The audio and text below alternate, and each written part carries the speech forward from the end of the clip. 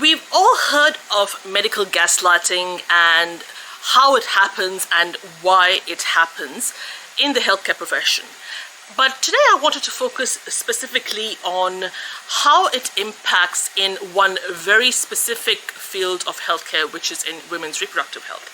And this actually is like a follow-up of the last video that I did on this channel, which was about menopause. So to learn more about what I'm talking about, stay tuned for the rest of this video.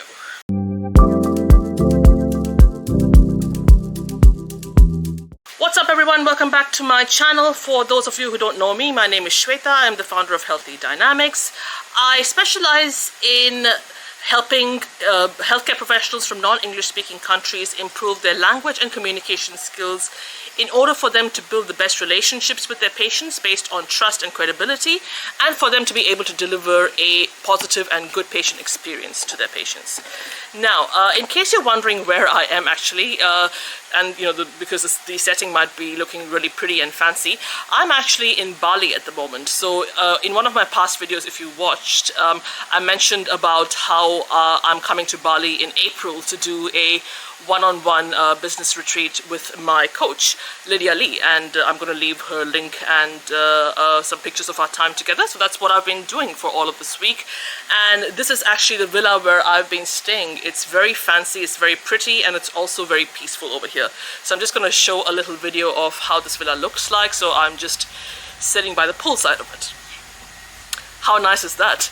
Anyway, so and it was a very good welcome break. I felt not only were the days very intense over here, but I also felt the creative juices really flowed through while I was not only having the retreat experience, but also living in a place like this that was very tranquil and serene. And this is not actually my first time in Bali. The last time I came here was in 2016, but only this time, however, I felt that I really truly appreciate Bali for what it's known for and why it's such a peaceful and lovely place to not only travel but also possibly live here. And you never know, this might be a place that I might relocate to in the future. Anyway, so I wanted to touch on a little bit more about medical gaslighting in the context of menopause and perimenopause, which is a follow-up from the last video that I did about why patients who undergo menopause are not able to currently receive the best care from their healthcare providers. If you haven't watched that video, I'm just going to leave the link over here. So, we all know very well what medical gaslighting is. I've got an entire playlist of videos over here. Again, you can check those out as well. Got the link over here for that one. I wanted to talk about in this video what medical gaslighting is in the space of menopausal patients, and in terms of how healthcare providers who work with these patients unconsciously seem to demonstrate this type of medical gaslighting.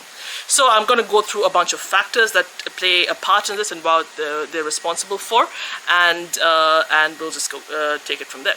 So the number one reason why medical gaslighting is demonstrated by healthcare providers towards patients who are undergoing menopause and perimenopause is a very classic case of bias.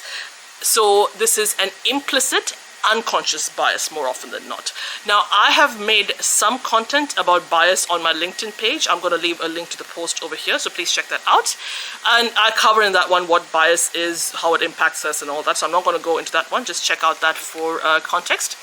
But yeah, bias really shapes a lot of our day-to-day actions and our beliefs and our thoughts and our values and things like that. And this actually happens not because we're thinking about it or we're putting any thought into it. It's just because we are unconsciously programmed into being biased. So say, for example, you grew up in a household where women were treated differently from men. Women were possibly brushed aside. Their needs, their preferences, their wants, their values, their beliefs, everything were brushed aside, and men were being favored. And that was the norm, and that was acceptable in your household.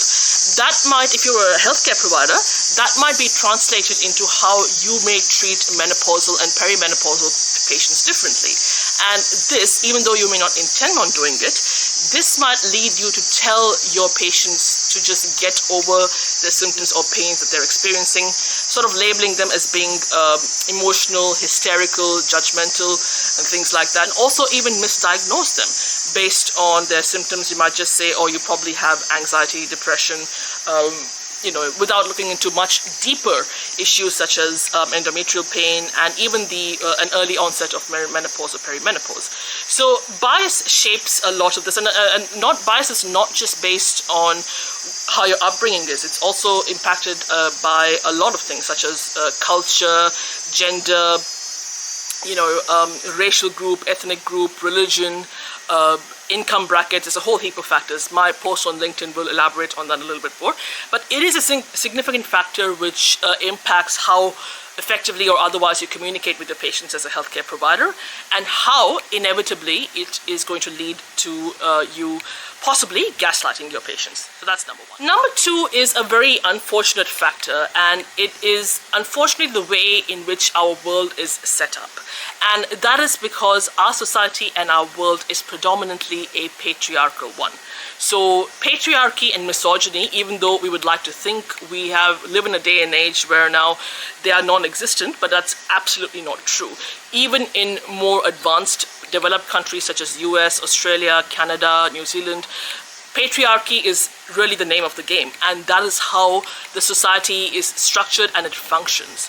So everything is, if you see, people in power, so people who are politicians, people who are ruling or leading the country or states, it's almost always men.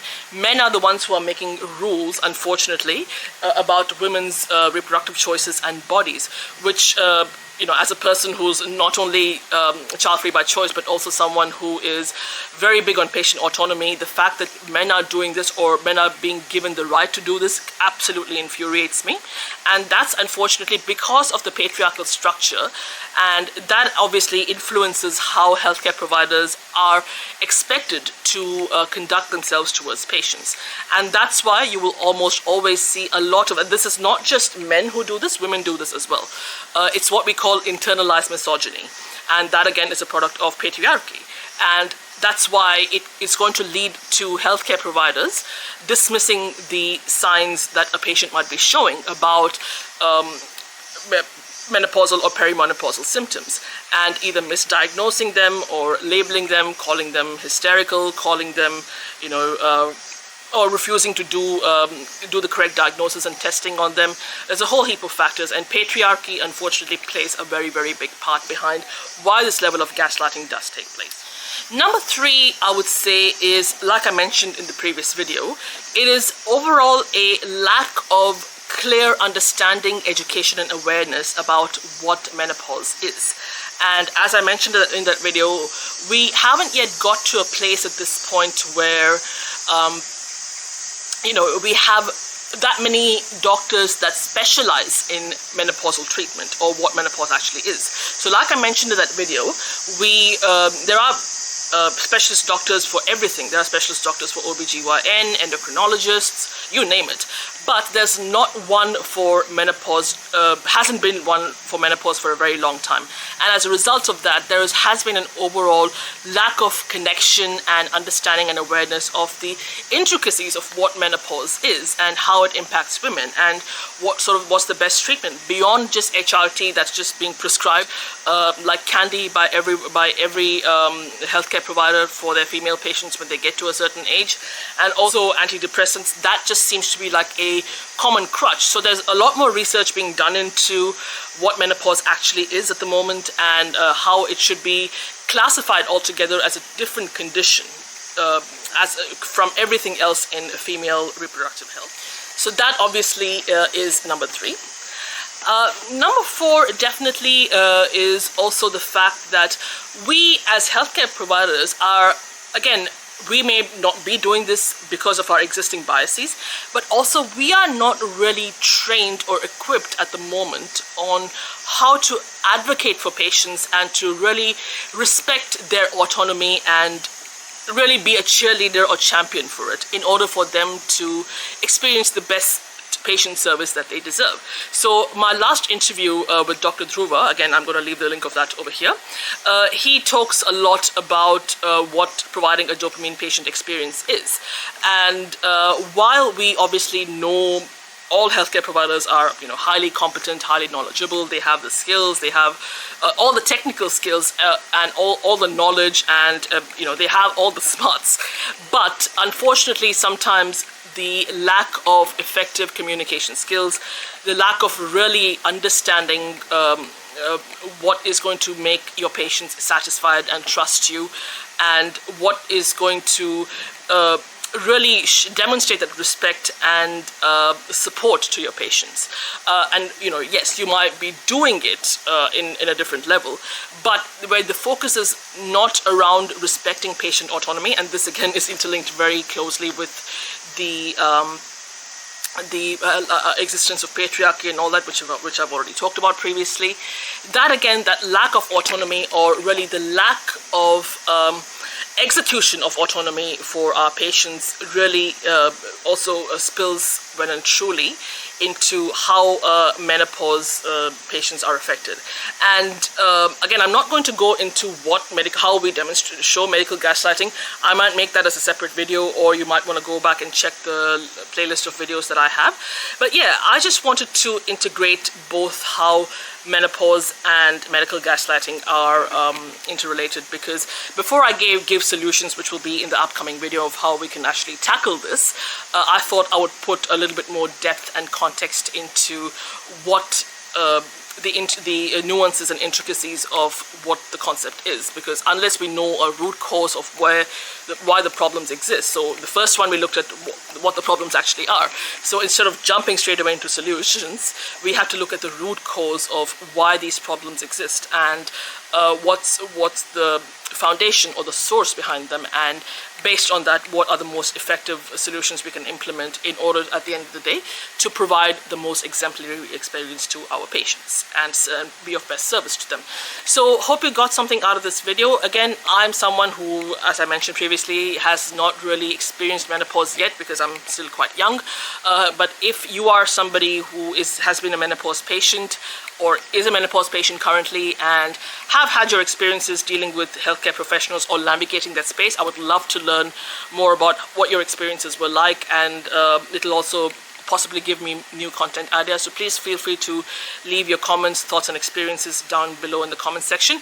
And as always, if you like the video, make sure that you leave a like, and don't forget to hit the subscribe button and notification bell so that you are updated with all the upcoming videos about menopause and everything else.